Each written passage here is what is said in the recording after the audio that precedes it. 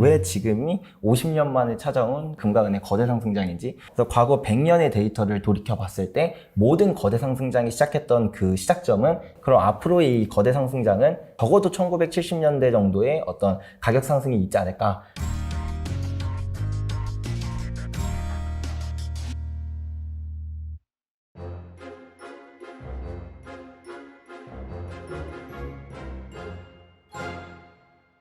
네, 양베리 저자님 모셨습니다. 안녕하세요. 네, 반갑습니다. 간단하게 자기소개 좀 부탁드립니다. 제가 금은 투자에 대해서 좀 주로 다루고 있는 투자 유튜버 투스텝 채널의 양벨이라고 합니다. 양베리, 이게 어떻게 지어진 좀, 궁금합니다. 닉네임이요? 네. 양벨이가 사실 제가 저희 부모님께서 양주라는, 경기도 양주시라는 곳에서 이제 딸기 농사를 지으시는데, 그러다 보니까 친구들이 이제 양벨이라고 이렇게 많이 불렀었어요. 양주 딸기에서 양벨이라고. 네네. 예, 근데 부모님이 그렇게 딸기 농사에 정말 진심이시고, 그래서 다시 막 대학원도 가시고, 막 이렇게 하는 모습이 저는 너무 존경스러워서 그런 존경심을 따서 이제 양벨이라는 활동명을 그냥 이어가게 됐습니다. 금이랑은 사실 별 상관이 없는데. 네, 별로 상관없어요. 또 이제 가업에 대한 또 프라이드가 있으셔가지고. 네, 맞아요.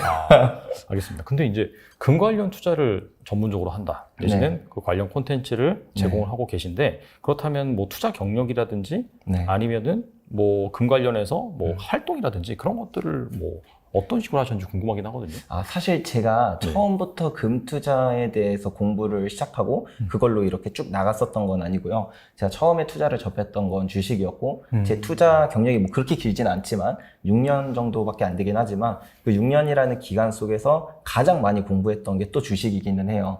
근데 이제 2018년부터 금에 이제 관심을 갖게 됐고, 그래서 본격적으로 공부를 해서 실제로 투자를 하게 된 건 2019년 7월부터였거든요. 그래서 주식에 대한 투자 공부를 더 먼저 하다가 이제 자연스럽게 금에 대한 관심을 갖고 이렇게 넘어오게 됐습니다. 그러면 이제 주식을 공부하다 보니까 사실 주식이 모든 거랑 다 연결이 되어 있으니까 자연스럽게 이제 금 쪽으로 쏠리셨다라고 하는데, 최근에 이 출간한 책을 보면 지금이 50년 만에 금 투자 기회다라고 말씀하셨는데, 왜 그렇게 생각하시는지 상당히 궁금하거든요. 사실 금 투자에 대해서 이야기하자면 정말 많은 얘기가 필요해요. 왜 지금이 50년 만에 찾아온 금과 은의 거대 상승장인지 이야기하자면 너무 길지만, 그래도 가장 핵심만 뽑아서 말씀을 드리자면, 우리가 예를 들어서 주식 투자한다고 했을 때 이 기업의 가격을 움직이는 가장 큰 요소가 무엇인지를 파악하는 게 가장 중요하잖아요. 그것처럼 마찬가지로 금도 이 금 가격에 가장 큰 영향을 미치는 요소가 무엇인지, 이것을 먼저 깨닫는 게 되게 중요하거든요. 그래서 저는 그게 크게 두 가지다. 그래서 실질금리와 생산량이다. 이렇게 저는 말씀드리고 싶고요. 실질금리를 좀 예를 들어서 말씀을 드리면, 보통 금이라고 한다면 인플레이션 해지 자산이다. 보통 이렇게 많이 이해하기 때문에 뭔가 물가가 높아야 금 가격이 오르겠구나라는 그런 단순한 생각을 하시는 분들이 되게 많아요. 이게 약간 통념적으로도 그렇게 되어 있고, 근데 사실 우리가 이 금 투자라고 했을 때 단순히 인플레이션만 보게 되면 이 얘기가 한 반은 맞고 반은 틀린 이야기거든요.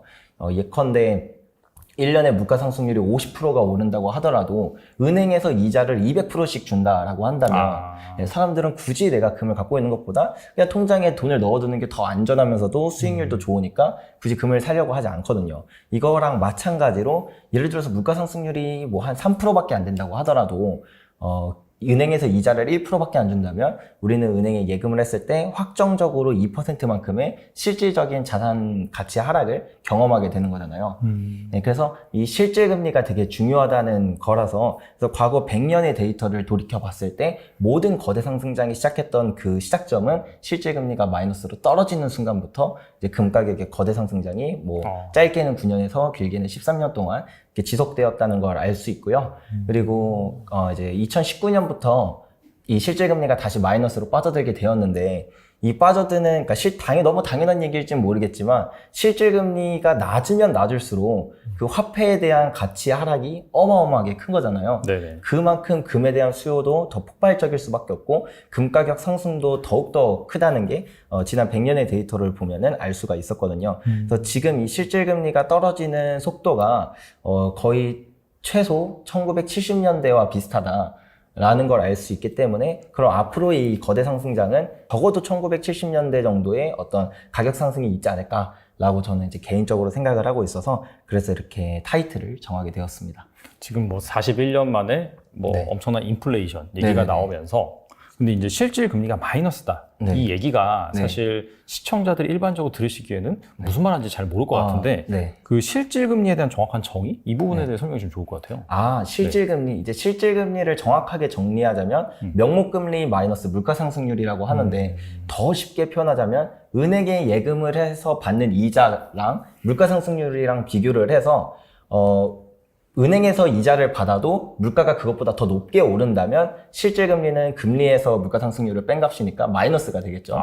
그래서 이렇게 실질금리가 마이너스가 된다는 건 은행에 예금을 해도 내 실질 가치가 더 떨어지는 순간이기 때문에 금에 대한 수요가 올라서 금 가격이 그런 거대한 상승이 일어나는 시점이다. 이렇게 이해하시면 좋을 것 같습니다. 그러면 이게 사실 지금 인플레이션이 특히나 뭐 기대 인플레이션 네네. 같은 경우에는 뭐 최근에 약간 유가라든지 곡물 가격이 고점 찍고 내려온다 할지라도 한 5% 정도? 네, 그 정도 지금 나오고 있는 상황인데 네. 10년 만기 미국채 금리 네네. 같은 경우에는 2.8%, 그렇죠. 2.7%, 8% 계속 왔다 갔다 하는데 그래서 이 여기에다가 이제 인플레이션율을 빼버리면은 마이너스 한 2% 정도, 2.몇 % 정도 나오기 때문에 그런 부분이 사실상 이 실질 금리가 마이너스다. 그렇게 이해하면 되겠죠. 예, 맞습니다. 역시 설명이 너무 깔끔하시네요. 잘 모르실 것 같아가지고 네. 무슨 말인가. 아무튼 간에 자 그렇게 정의를 해놓고 네. 그렇다면 실질 금리가 이게 마이너스 상황이 지속이 된다라고 네. 한다면 이 금 가격 쪽으로 이렇게 네. 수요가 몰린다 그렇게 생각할 수가 맞습니다. 있는데 과거에도 그럼 그런 이슈가 있었나요? 그러면? 예. 물론 이게 슈퍼사이클이 되게 많이 있었습니다. 지난 이 자료를 보면서 말씀을 드리는 것도 좋을 것 같은데요. 여기서 명목금리 2년물 국채금리를 사용을 했어요. 네네. 네, 그리고 이제 인플레이션율 해가지고 이 검은색이 금리이고 빨간색이 물가상승률 그리고 이제 이 파란색이 실질금리인데요. 그러니까 명목금리에서 네네네. 금리를 인플레이션을 뺀. 네, 맞습니다. 네네.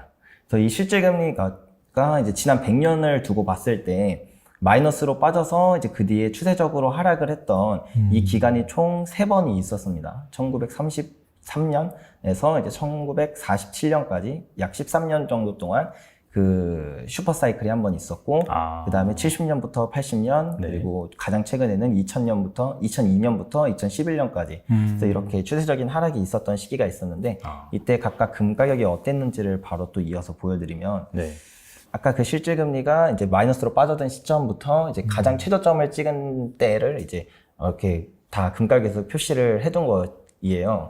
이제 보시면 아시겠지만 실질금리가 마이너스로 빠져들었던 그 순간이 바로 이제 금가격 상승의 시작점이었다는 걸 알 수가 있고 최저점이 이제 금가격의 최고점이었다는 것을 우리가 알 수가 있습니다.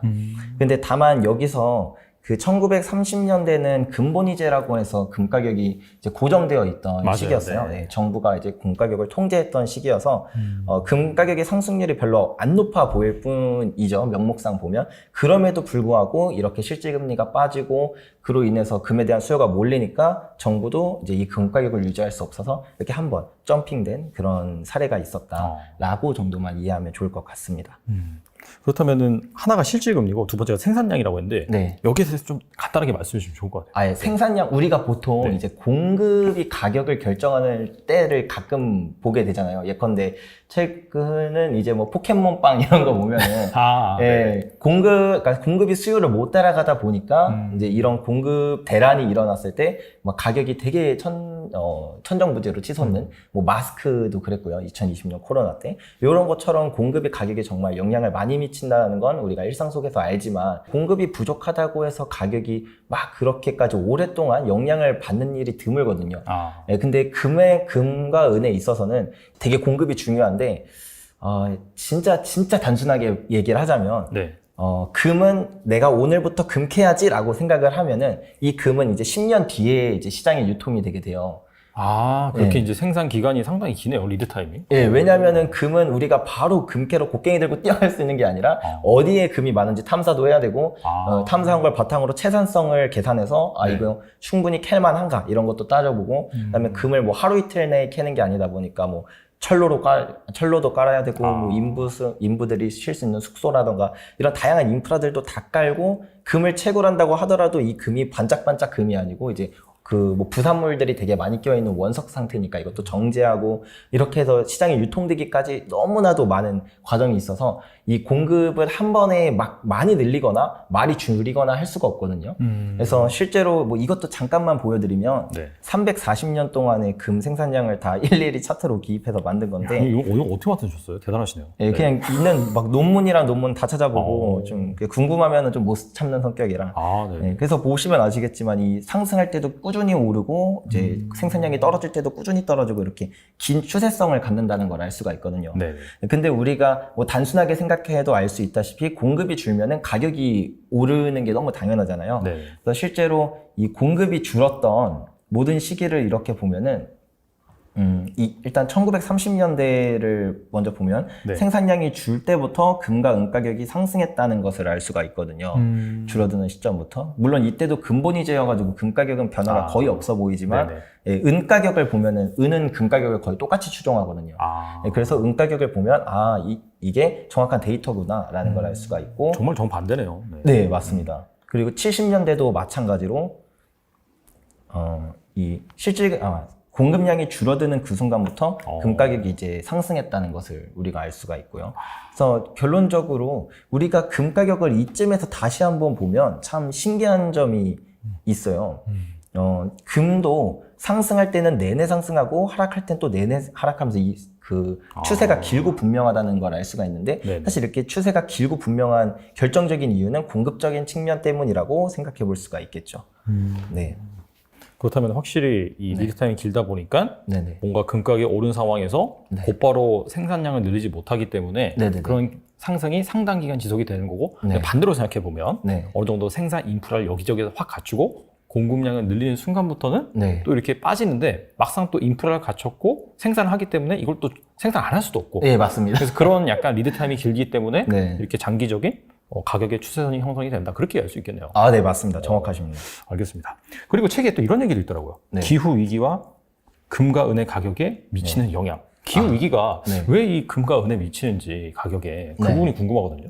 이게 일반인 분들은 잘 이해를 그러니까 별로 관심이 없으실 수도 있어요. 왜냐면 이게 매칭이 잘 안 된다고 느껴지니까요. 그쵸. 근데 이게 우리가 수요의 측면과 그다음에 공급의 측면을 둘 다 살펴보게 되었을 때 지금 뭐 전 세계가 기후 위기로 인해서 이제 뭐 그린 뉴딜 하고 탄소 중립으로 가겠다. 2050년까지 탄소 중립으로 가겠다라는 그런 목표를 세워서 이렇게 나아가고 있잖아요. 근데 뭐 단순하게만 따져서 일단 수요의 측면으로 봤을 때 은은 모든 원소들 중에서 전기 전도율이 가장 높은 원소이다 보니까 이제 뭐 반도체나 뭐 그 재생에너지에서 쓰이는 뭐 전기차나 이런 데서 쓰이는 양이 지금도 많이 늘었고 앞으로도 더 많이 늘어날 것으로 전망이 되고 있어요. 그래서 실제로 은의 그 수요가 바로 작년부터 2015년 이후 최대치를 갱신을 했고 올해 전망치 나온 것도 작년보다 더 높아서 다시 한번 역대 최고치를 이렇게 갱신하는 그런 모습을 보여주고 있을 정도로 이 은의 수요가 폭발적으로 늘어나고 있다는 것을 우리가 알 수가 있고요.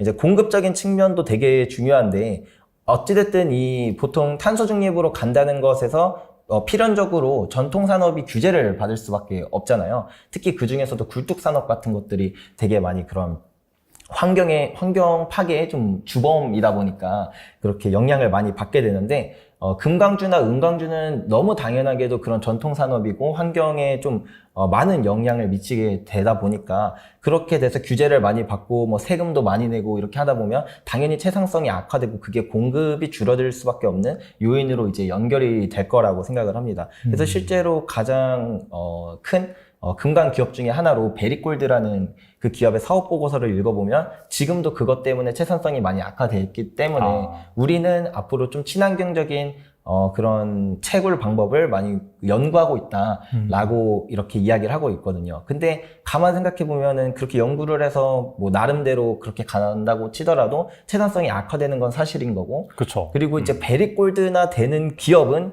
그나마 조금이라도 어떤 그런 규제 속에서 버티기는 하겠지만 되게 작은 기업들도 되게 많잖아요. 금강주들은. 그런 데들은 파산하는 경우도 되게 많을 수 있기 때문에 그런 것들이 공급을 더 가파르게 줄일 수 있는 그런 공급은 줄어드는데 수요는 되게 폭발적으로 늘어날 수 있는 이런 요인이 있지 않을까라고 저는 전망하고 있습니다. 약간 금 관련 산업이라든지 관련주 같은 경우는 제가 뒤에서 좀 여쭤보는 걸로 하고, 근데 결과적으로는 한 50년 만에 네. 이 금과 은의 사이클이 찾아온다라고 이제 주장을 하고 계시는데, 네. 이 부분에 대해서 책에 네. 약간 슈퍼 사이클이라고 하면서 한 4단계 정도로 이렇게 4개 관점 정도로 네. 정리를 하셨더라고요. 네. 그래서 앞에서 말씀하신 부분 제외하고 추가적으로 이 부분에 대해서 말씀하실 부분이 있으면은 네네. 설명해 주시면 좋을 것 같습니다. 투자 시장이나 경제를 보더라도 호황과 불황이 계속 사이클처럼 반복되고 뭐 버블과 폭락이 또 반복되고 이런 것들이 있죠. 근데 이러한 큰 사이클 중에 하나로, 좀 대표적인 사이클 중에 하나로 실물 자산과 금융자산의 사이클이 또 이제 반복된다는 것을 알 수가 있거든요. 네네. 이거는 전 세계 1위 헤지펀드 브릿지워터의 이제 보고서에서 발췌한 데이터인데, 그러니까 결론적으로 금융자산과 실물자산을 이제 비교를 해서 이게 전체 시장의 몇 퍼센트를 지금 차지하고 있는가, 요거를 볼 수 있는 건데요. 네. 이게 그냥 단순하게 생각하면 위로 올라가면 올라갈수록 금융자산이 각광을 받는 거고, 아래로 내려가면 내려갈수록 실물자산이 각광을 받는다. 네. 이렇게 생각하시면 됩니다. 근데 이것만 봐도 알 수 있다시피 되게 사이클이 있다는 것을 우리가 알 수 있고, 지금 이 사이클의 거의 정점이기 때문에 앞으로는 이제 실물자산이 각광받을 수 있는 시대일 거다라고 생각을 하고요. 근데 여기서 이제 금융자산, 실물자산 하니까 뭔가 약간 뚜렷하지 않기 때문에 저는 그냥 대표적으로 금융자산의 대표인 주식과 실물자산의 대표인 금을 이렇게 뽑아서 둘을 한번 비교를 해봤었어요. 저 기간 동안 상승률이 어땠는지. 제가 아까 전에도 잠깐 말씀드렸지만 1970년 이전에는 이제 금본위제라 그래서 금 가격이 고정되어 있던 시절이기 때문에 그래서 저는 금과 가격 상관성이 가장 높은 금광주를 그래서 대표적으로 뽑아서 이제 그 상승률을 조사를 했고요. 그래서 1920년부터 1929년까지는 뭐 대공황이 있기 바로 전에 엄청난 주식 호황이 있었잖아요. 네. 그래서 주식이 정말 잘 나갔고, 이 기간 동안 금은 맥을 못 추다가 이제 어느 임계점에 다다랐을 때 이제 실물 자산의 시대가 도래하고, 그러니까 주식은 그런 버블이 폭락하면서 대공황이 발생하면서 주가 지수는 마이너스 89%까지 떨어지고, 이 1929년부터 1950년까지 금강주는 무려 1000%가 상승을 할 동안 주가 지수는 176% 정도밖에 안 되는 그런 불황을 겪었다는 것을 알 수 있고, 이 사이클이 계속 1950년부터 70년까지는 주식이 잘 나가고, 그 다음 사이클에서는 금이, 그 다음엔 주식이, 이게 계속 반복된다는 것을 알 수 있거든요. 그래서 이제는 이게 끝에 다다랐기 때문에 뭐 이제 사이클적인 측면으로 보더라도 이제 실물 자산의 금의 시대가 다시 돌아올 수 있다라고 이제 이해할 수 있을 것 같습니다. 이런 측면으로도 생각해 볼 수 있을 것 같습니다. 1970년에서 1980년대에 거대 상승장이 올 거라고 생각을 했냐면, 그때는 금은 26배, 은은 32배. 이렇게 상승을 했었거든요. 얘는 8200%가 상승을 했었거든요. 리스크는 작고 수익은 꽤 크게 가져가실 수 있는.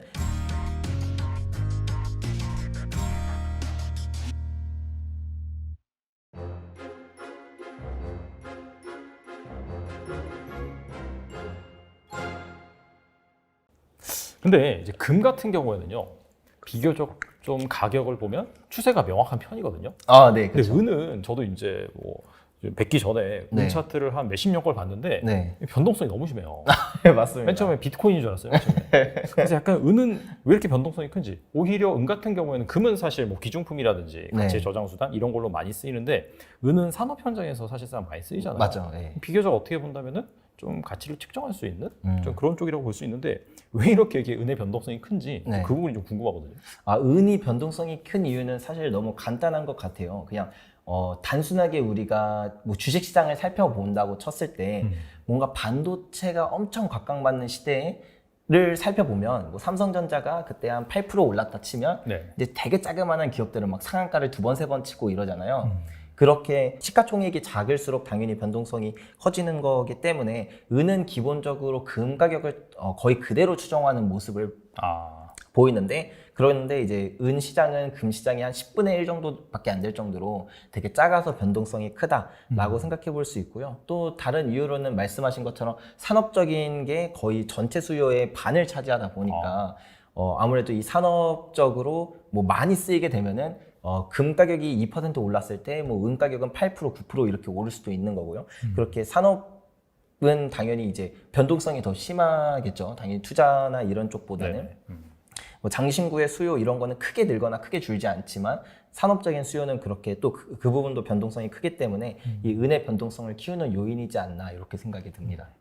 그리고 이건 약간 본질적인 문제인데 네. 사실 투자라고 한다면 네네. 그 가치 투자의 대명사 워렌 버핏이잖아요. 아. 워렌 버핏이 네. 금이나 은 투자를 싫어요. 별로 안 좋아합니다. 왜냐면은 네, 맞습니다. 이런 것도 이제 본질 가치가 없기 때문에 난 투자하지 않겠다. 네네. 그래서 사실상 이 부분이 어떻게 본다면은 오늘 전개하신 논리에 네네. 약간 좀 반박? 그게 될 수 있을 것 같은데 네. 여기에 대해서는 어떻게 생각하시나요? 아, 너무 예리한 질문이라서 입이 바짝바짝 마르는데 근데 사실 저도 워렌 버핏이 왜 그런 이야기를 했는지도 충분히 이해를 하고 그 다음에 이제 뭐 당연히 저 뭐 투자의 대가들의 책을 읽어보면 주식이 짱이다 뭐 이렇게 얘기하는 사람도 있지만 그렇죠. 채권이 짱이라고 얘기하는 사람도 있고 그 주식 안에서도 뭐 가치 투자가 짱이다 뭐 어떤 사람은 뭐 성장주 투자가 짱이다 뭐 트레이딩이 짱이다 이렇게 다 다른 거잖아요. 그래서 그냥 생각의 차이라고만 생각하고 여러분들도 들어주셨으면 좋겠는데 저는 뭐 저 개인적인 생각으로는 금과 은이 본질 가치가 없다고 생각하지 않아요. 오히려 본질 가치가 확실한 자산이라고 생각을 해서 처음에는 일단 원론적인 이야기부터 좀 드리고 싶은데 금과 은은 무려 주식시장은 200년밖에 안 됐지만 금과 은은 5,000년 동안 가격 데이터가 다 있어요. 그럴 정도. 아 진짜요? 예, 다 있어요. 보여드릴 수도 있어요. 그게 신기하네. 네. 그럴 정도로 금과 은은 5,000년 동안 그 가치를 인정해온 거고 그리고 지금 지금 뭐 근본이제도 아니고 금이 무슨 돈이냐 금이 뭐 무슨 가치가 있냐 이렇게 얘기하지만 전 세계에 있는 모든 막 달러가 짱이라고 하잖아요. 전 네. 세계에서 모든 그런 그렇죠. 돈 중에서는. 근데 전 세계 모든 중앙은행은 그러니까 전 세계에 있는 모든 금의 15% 이상을 각국의 중앙은행과 정부들이 보유하고 있다는 말이죠. 이 말 자체가 되게 모순된 거고 네, 그다음에 유럽을 보면은 우리나라는 그 금 보유량이 그렇게 많지 않은데 네. 유럽에서는 외환 보유고에 차지하는 비중이 달러보다 금이 더 많은 국가들이 정말 많아요. 그러면은 정말 금이 가치가 없다면 본질적인 가치가 없다면 왜 아직도 전 세계 각국의 중앙은행과 정부들이 금을 그렇게 많이 모아두느냐 네, 이거에 대해서 생각을 해볼 필요가 있고요. 그 다음에 좀 더 실질적인 이야기를 잠깐 해보자면 금은 만약에 투자 수요를 다 뺀다고 하더라도 누군가는 계속 금을 삽니다. 뭐 장신구로서 이 수요까지 만약에 다 버린다고 한다면 이제부터 금 안 이쁘다고 생각할래 라고 어느 날 갑자기 좀 극단적으로 가서 모든 사람들이 다 그렇게 생각을 한다고 해도 금은 분명히 산업적으로도 쓰이고 뭐 반도체에도 쓰이고 치과에선 금리로도 쓰이고 이렇게 쓰이기 때문에 모든 수요가 다 사라진다고 하더라도 산업 수요는 분명히 남고 이게 쓰인다는 것만으로도 본질적인 가치가 있다라고 생각해 볼 수가 있겠죠. 그리고 워렌 버핏도 사실 옛날에는 은 투자를 2번 정도 했었어요. 아 진짜요? 예. 그냥 실물 자산을 샀다? 예, 실물로. 1억 온스 정도 구입했던 거를 알 수 있는데 1997년에 구입해서 2006년에 팔아서 뭐 거의 2배 정도 수익을 냈던 경험이 있는데 근데 저는 워렌 버핏이 왜 금과 은에 투자를 안 하는지 너무 명확한 게 워렌 버핏은 주식으로 투자 수익을 내는 게 금과 은이 거대 상승장으로 수익을 내는 것보다 더 많이 벌잖아요.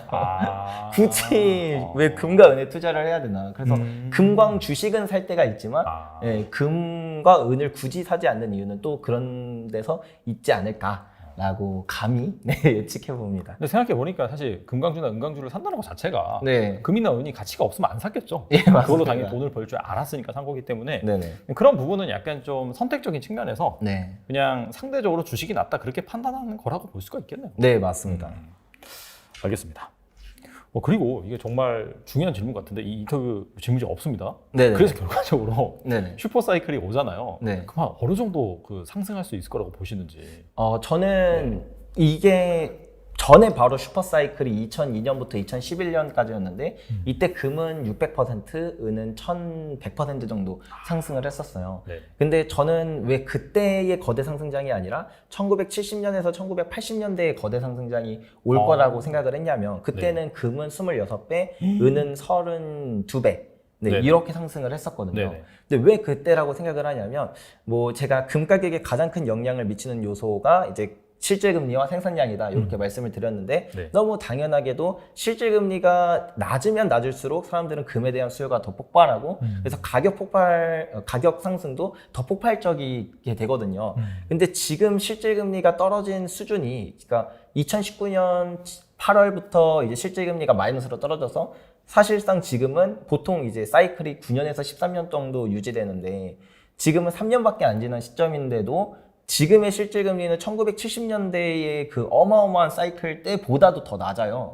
예, 그렇기 때문에 지금은 최소 1970년대 정도의 상승률은 나와주는 게 당연하지 않나? 라고 생각을 했기 때문에 그리고 그거 외에도 뭐 생산량을 본다던가 아니면은 뭐 제가 아까 잠깐 말씀드렸지만 기후위기 이런 걸로 인해서 공급은 줄고 수요는 늘어날 수밖에 없는 이런 다양한 요소들을 다 살펴보았을 때 최소한 1970년대 정도의 상승이 있지 않을까라고 생각을 해서 네, 그래서 그렇습니다. 그렇다면은 1970년대 아까 말씀하신 것처럼 금은 네. 26배 올랐고 네네. 은은 30배가 이제 넘게 올랐기 때문에 네. 꼭 이만큼 오른다라기보다도 네네. 이때랑 환경이 비슷하니까 네. 이와 비슷한 상승률을 보일 수 있다. 네. 그렇게 이제 정리를 할 수가 있겠네요. 아, 네, 정확하십니다. 근데 사실 진짜 최근에 이제 매크로 분석하신 분들 말씀을 들어보면 네. 지금이랑 언제냐 가장 비슷하냐 방금 말씀하신 1970년부터 80년대 네. 이때도 이제 하이퍼 인플레이션이 있었고 맞습니다. 하이퍼라고 하긴 뭐하지만 네, 스태그플레이션. 그렇죠. 스태그플레이션 우려도 있었고 이때 또 베트남 전쟁이라든지 아, 네, 맞습니다. 오일 쇼크라든지 그래서 국제유가 막 오르고 네. 지금도 약간 러시아와 우크라이나 전쟁 때문에 뭐 천연가스 가격 오르는 거랑 비슷한 장세가 연출이 되고 네. 이에 따라서 막 빅스텝 단행하고 그런 환경들이 상당히 비슷하다라고 했는데 네. 정말 이 매크로 환경은 비슷하기 때문에 그럴 가능성이 없다라고 보기엔 진짜 애매할 것 같네요. 네. 물론 여기서부터는 정말 제 너무 개인적인 생각이 되겠지만 저는 정말 가장 지금 상황과 유사하다고 생각되는 시기는 1970년대이기보다는 1930년대라고 생각을 합니다. 아, 대공황 때요? 네, 그러니까 네.